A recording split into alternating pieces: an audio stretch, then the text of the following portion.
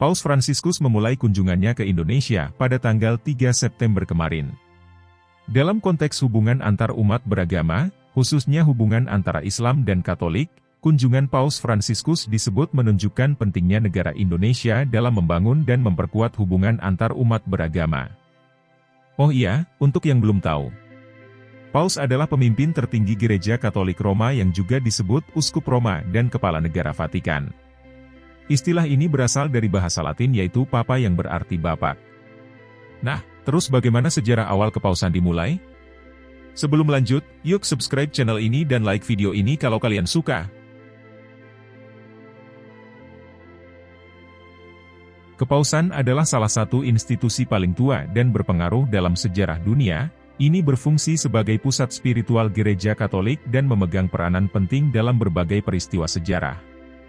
Sejak awal terbentuknya, kepausan tidak hanya berfungsi sebagai pemimpin agama, tetapi juga sebagai kekuatan politik dan budaya yang besar di Eropa dan dunia. Pada masa gereja Kristen awal, kepausan berakar dari komunitas Kristen awal yang terbentuk setelah kematian dan kebangkitan Yesus pada abad pertama Masehi.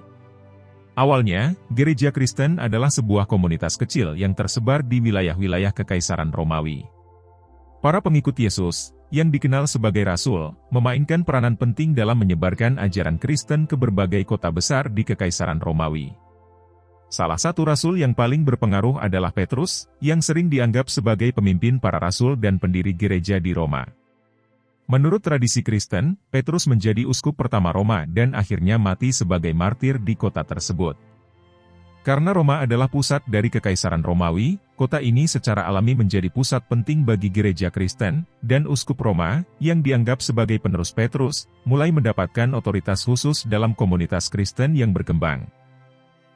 Pada abad-abad awal, gereja Kristen berkembang di tengah-tengah Kekaisaran Romawi yang masih menganut agama-agama pagan. Uskup-uskup di kota-kota besar seperti Alexandria, Antiokhia, dan Konstantinopel juga sebenarnya berpengaruh. Tapi uskup Roma, karena hubungannya dengan Petrus, mulai mendapatkan pengakuan yang lebih tinggi. Pada abad keempat, situasi berubah secara dramatis ketika Kaisar Romawi Konstantinus I mengadopsi kekristenan dan menjadikannya agama resmi Kekaisaran Romawi. Hal ini memberikan dorongan besar bagi gereja dan meningkatkan otoritas uskup Roma.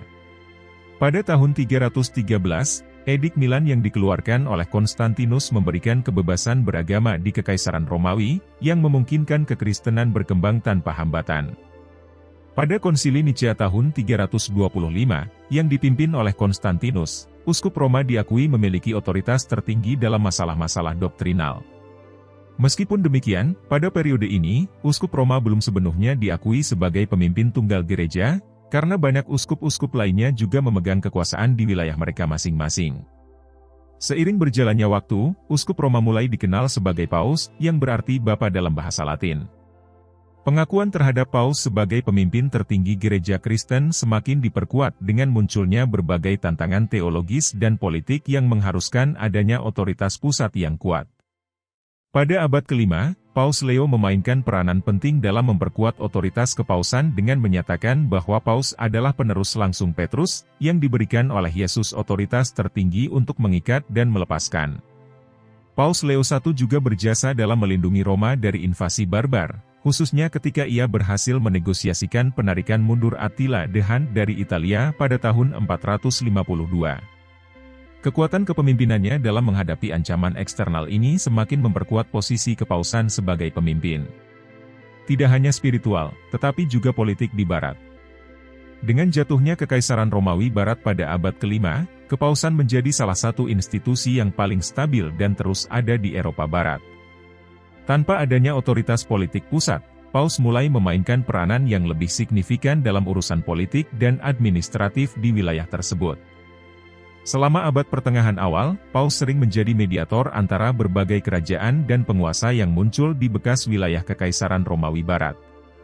Kepausan juga terlibat dalam upaya untuk mengkonversi suku-suku barbar yang mendiami Eropa ke agama Kristen dan memperluas pengaruh gereja di seluruh benua. Pada masa ini, kepausan mencapai puncak kekuasaannya, terutama pada masa Paus Innocentius III. Paus Innocentius mengklaim otoritas tertinggi tidak hanya dalam urusan gereja, tetapi juga dalam urusan politik duniawi. Pada masa ini, Paus seringkali campur tangan dalam urusan politik duniawi. Eropa, termasuk pertunjukan raja dan penguasa, serta peluncuran perang salib untuk merebut kembali Tanah Suci. Namun, kekuatan besar yang dipegang oleh kepausan juga menimbulkan ketegangan dan konflik, baik dengan penguasa sekuler maupun dengan kelompok-kelompok dalam gereja yang menuntut reformasi.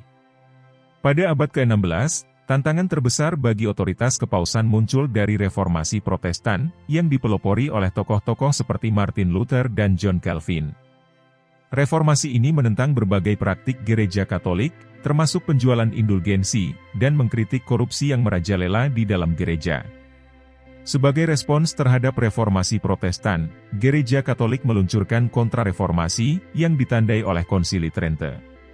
Konsili ini mengesahkan berbagai reformasi doktrinal dan administratif dalam gereja, memperkuat otoritas Paus, dan meluncurkan upaya untuk memerangi penyebaran Protestanisme di Eropa. Pada masa ini, kepausan kembali menegaskan peranannya sebagai otoritas spiritual tertinggi dalam gereja, meskipun pengaruh politiknya di Eropa mulai berkurang. Kepausan juga terus mendukung misi-misi ke luar negeri, terutama di Amerika, Afrika, dan Asia, dalam upaya untuk menyebarkan agama Kristen ke seluruh dunia. Memasuki era modern, peranan kepausan terus mengalami perubahan seiring dengan perkembangan politik dan sosial di Eropa dan dunia. Pada abad ke-19, dengan terjadinya penyatuan Italia dan penurunan kekuasaan temporal Paus, kepausan harus menyesuaikan diri dengan realitas baru di mana ia tidak lagi memegang kendali politik langsung atas wilayah-wilayah tertentu. Namun, Paus tetap mempertahankan pengaruhnya sebagai pemimpin spiritual bagi jutaan umat Katolik di seluruh dunia. Pada abad ke-20, Paus Pius XII, Paus Yohanes Sisi, dan Paus Yohanes Paulus II memainkan peranan penting dalam berbagai isu global, termasuk Perang Dunia Kedua, gerakan hak-hak sipil, dan runtuhnya komunisme di Eropa Timur. Sekian untuk video kali ini, terima kasih untuk yang sudah nonton. Sampai jumpa di video selanjutnya.